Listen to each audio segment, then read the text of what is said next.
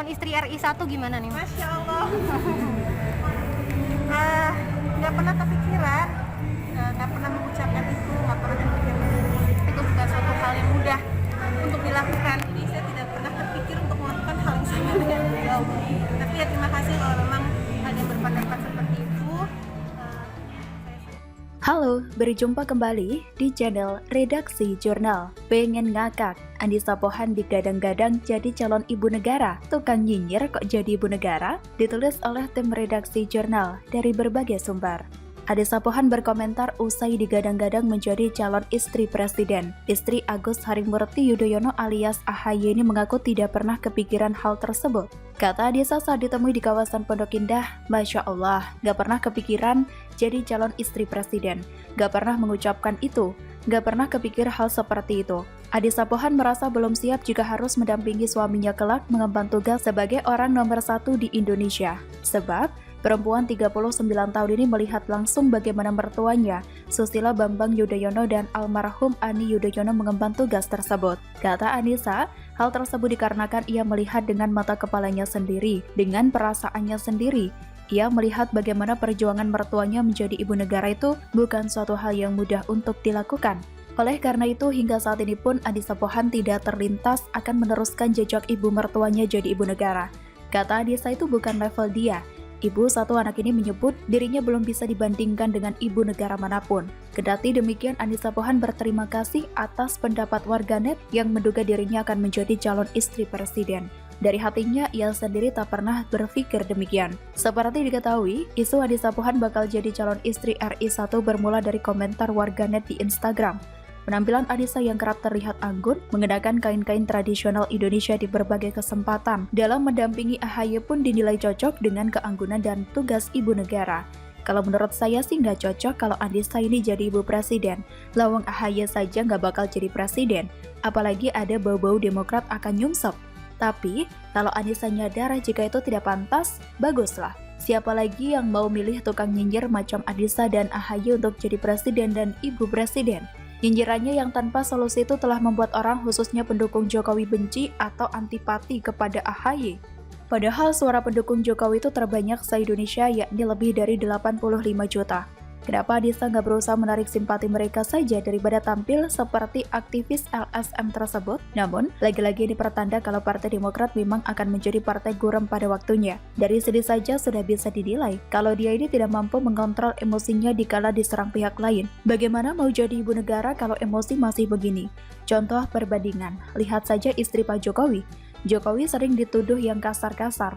Bahkan dia mengaku sendiri pernah disebut bebek lumpuh, bapak bipang, plonga-plongo, dan sebagainya. Kadrun otak udang malah menghina lebih brutal. Apakah Ibu Iriana pernah ngamuk di media sosial dan marah-marah seperti orang stres? Apa ada Bu Iriana berkomentar panjang, bertele-tele soal politik yang berkaitan dengan suaminya? Seingat saya sih nggak pernah. Padahal kurang apa gempuran berita dan tekanan yang menyerang Jokowi sebagai politisi maupun keluarga mereka. Sikap Ibu Iriana ini yang membuat banyak orang respect. Nggak rempong, nggak playing victim, nggak drama queen. Ya, saya yakin ada pastilah momen Bu Iriana ini gregetan.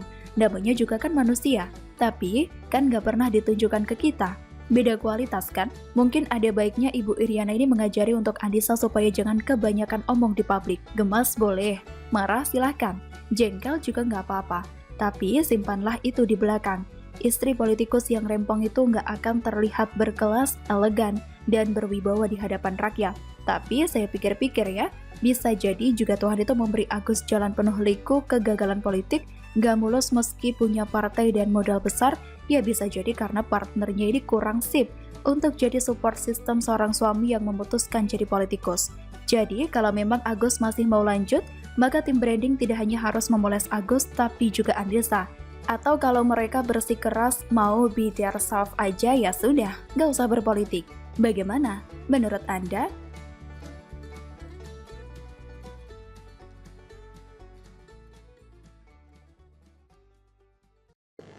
Jika benar mengaku jenderal, dirikanlah partai sendiri. Jangan mengganggu partai orang lain. Itu jelas-jelas memanipulasi pendiri Partai Demokrat yang dari 99 orang hanya menjadi 2 orang, yaitu Bapak Susilo Bambang Yudhoyono, dan Bapak Vence Rumangkang almarhum. Tak terima Muldoko disebut begal partai, Ruhut semprot Demokrat, banyak bacot, makin kelihatan mereka di posisi lemah. Ditulis oleh tim redaksi jurnal dari berbagai sumber. Politisi PDIP Ruhut Sitompul terang-terangan tidak setuju jika Kepala Kantor Staf Presiden Muldoko disebut sebagai begal partai oleh para politisi Partai Demokrat. Ruhut lantas menyindir bahwa politisi Demokrat yang banyak bicara menunjukkan bahwa mereka berada di posisi lemah dalam pertarungan dengan Muldoko. Ia menyampaikan hal itu saat dimintai tanggapan soal konferensi pers Demokrat yang bertajuk Demokrat berkoalisi dengan rakyat versus Muldoko berkoalisi dengan Yusril yang diselenggarakan pada Minggu 3 Oktober 2021. Ruhut Sitompul menilai bahwa orang-orang yang mengelola Demokrat saat ini akan membuat partai yang dipimpin Agus Harimurti Yudhoyono itu karam. Kata Ruhut, saya melihat orang di lingkungan AHY, saya ketawa termehek-mehek, dan ini tanda-tanda AHY bersama Partai Demokratnya bakal karam. Ruhut yang merupakan ex-kader Demokrat mengatakan bahwa tudingan-tudingan yang disampaikan Partai Demokrat terhadap Muldoko itu tidaklah benar.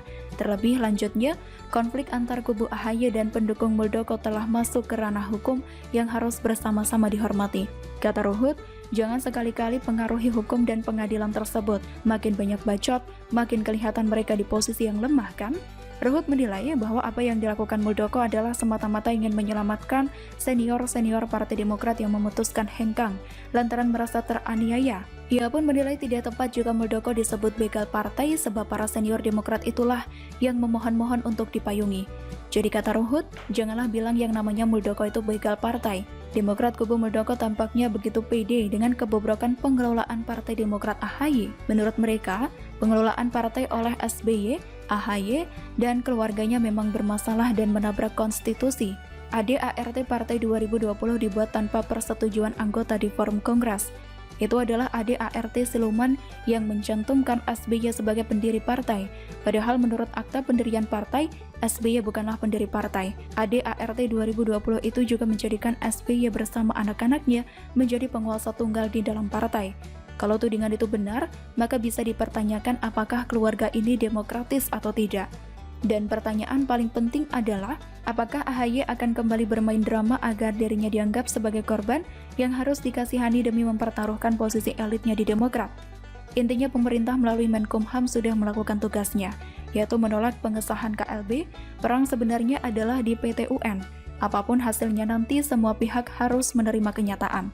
Sebenarnya blunder terbesar bagi Partai Demokrat adalah ketika mereka tidak mau mengamputasi dosa-dosa besar yang sudah mereka buat sejak kepemimpinan SBY sebagai presiden dengan banyaknya kader Demokrat yang masuk ke dalam penjara, dan juga proyek-proyek di era SBY yang mangkrak dan menjadi prasasti abadi bumi pertiwi.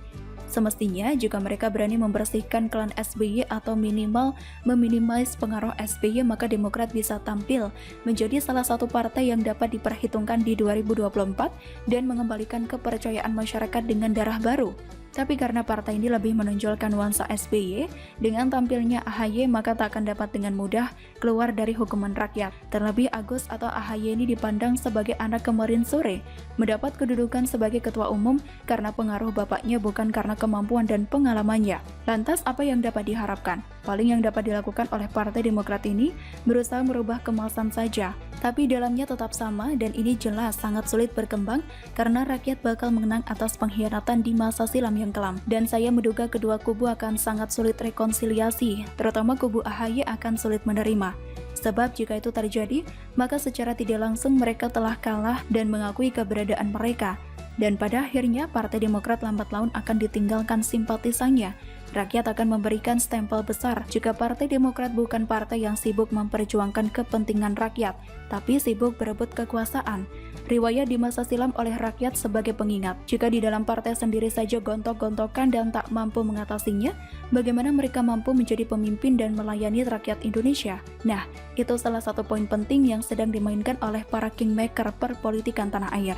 So, cepat atau lambat, Partai Demokrat bakal tamat. Rakyat sudah muak. Begitulah, kura-kura.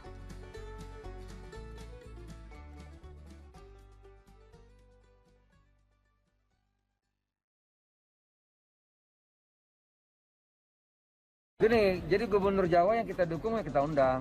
Cuman Pak Ganjar nampaknya berhalangan, yang hadir Pak Anies. Halo, berjumpa kembali di channel Redaksi Jurnal.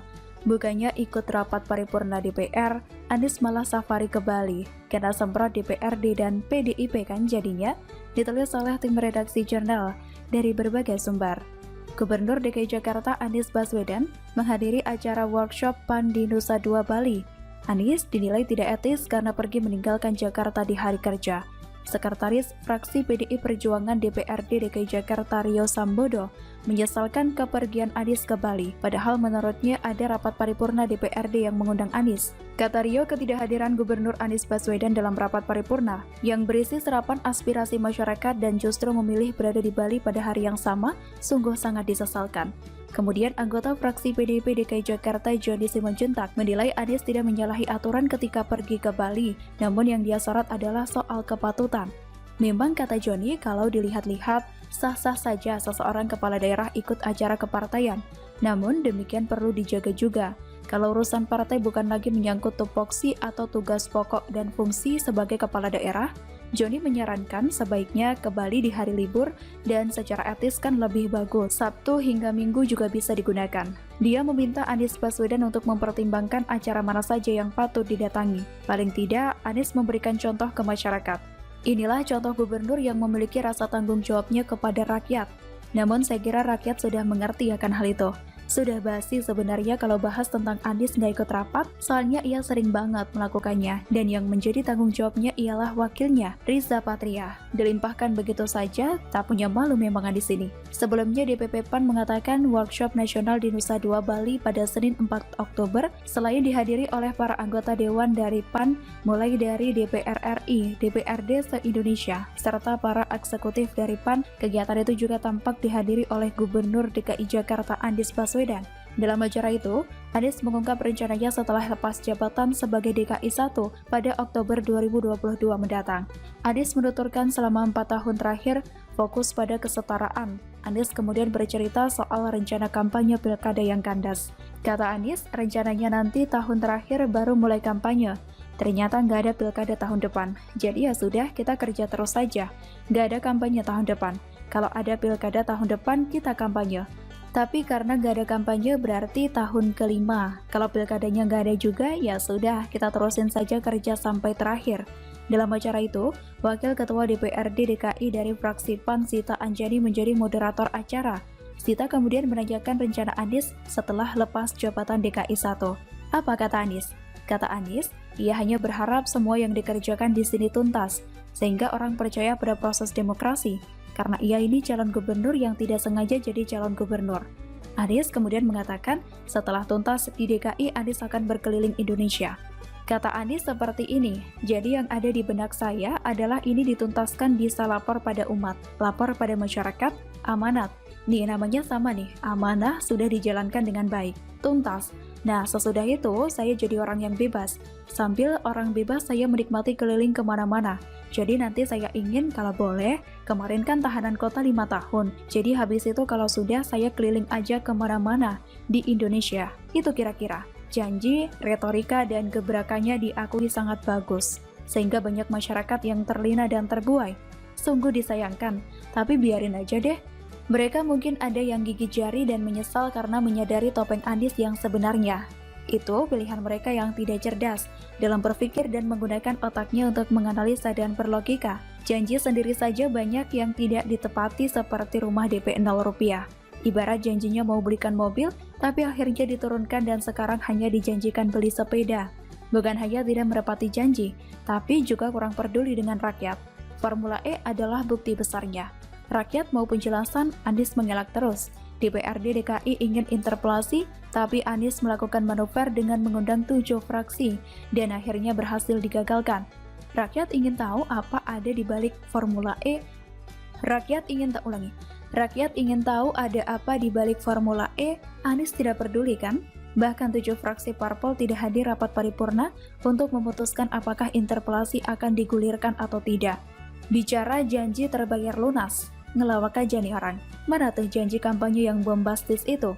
Apakah itu artinya Anies tahu janji tersebut memang terlalu muluk, tapi tetap memaksakan diri untuk tujuan meraih suara?